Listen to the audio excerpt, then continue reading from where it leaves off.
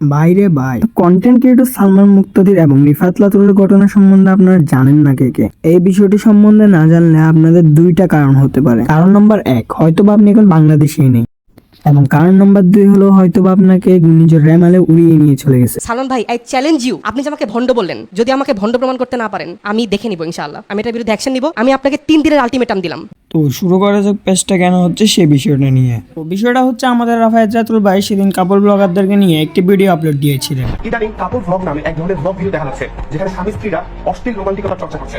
তো সেই ভিডিওটা কারো গায়ে লাগুক বা না লাগুক, আমাদের সালমান ভাইয়ের গায়ে লেগে গিয়েছে। তো সেই ভিডিওটার কমেন্ট বক্সে একজন ভাই সালমান মুক্তাদিরকে ট্যাগ করে বলে, ভাই কুছ কাহোগে।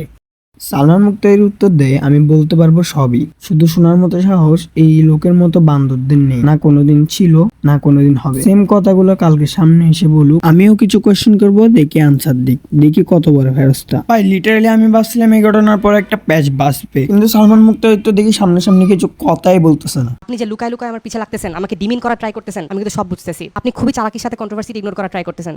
কিন্তু সালমান মুক্তাদির এই বিষয়টা কিভাবে ইগনোর করার চেষ্টা করতেছে আপনারা সেটা কি জানেন? সো আমি বলি, আকরাম হোসেন নামের একজনে পোস্ট করে, Rifat Ratul challenge Salman Muktadir, that's fine. My question is, Rifat Ratul bro, মনিটাইজেশনের ইনকাম কে হালাল নাকি হারাম? লাগালাগি করলে ভিউজ আসে, টাকা আসে, that's why everyone doing this.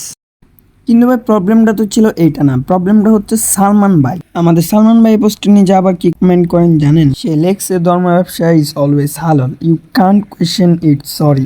ভাই আপনি ফালতু মার্কা অপিনিয়নগুলো আপনার কাছে রাখেন, ধরেন আপনার অপিনিয়নগুলো, এই অপিনিয়নগুলো দেখতে দেখতে আমাদের আর ভালো লাগে না, কারণ এই অপিনিয়নগুলো দেখতে দেখতে আমরা অভ্যস্ত না ভাই। মানে এইগুলা কি, একজনে কাপল ব্লগ নিয়ে কথা বললো আর সেখানে আপনি গিয়ে বলতেছেন ধর্ম ব্যবসা। এখানে ধর্ম ব্যবসার কি হলো? এইগুলো যদি ধর্ম ব্যবসা হয় তাহলে আপনি যে বউয়ের ব্যবসা করেন সেগুলো কে বলবে?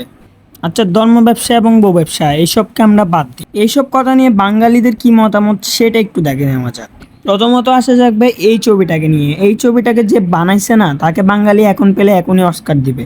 বাইরে ভাই কমেন্ট বক্সে এই কমেন্টটা ছড়াছড়ি একেবারে। ভাই আরেকটা ভাই কমেন্ট করছে, সালমান মুক্তাদির তার নটি বউয়ের জন্য আমার তরফ থেকে একটা ছোট্ট উপহার। না ভাই, ব্র্যান্ডের চপ্পলই মনে হয় দিছে, না কোনো ট্যাগও তো নাই। ভাই আরেকজন লিখছে, নিজেকে এতটুকু প্রতিষ্ঠিত করুন যে বউ বাচ্চার ভিডিও বেঁচে খাওয়া না লাগে। বাইরে ভাই কি ধরনের কথা এগুলা। তো এই ছিল আজকের প্যাচ মার্কা ভিডিও। আর 3 দিনের আলটিমেটামটা কখন শেষ হবে সেটাও জানি না, এবং কখন কি আসবে সেটাও জানি না। তো ফেসবুক থেকে ভিডিওটি দেখলে লাইক এবং ফলো করে দিবেন, এবং ইউটিউব থেকে দেখলে সাবস্ক্রাইব করে দিবেন। আল্লাহ হাফেজ।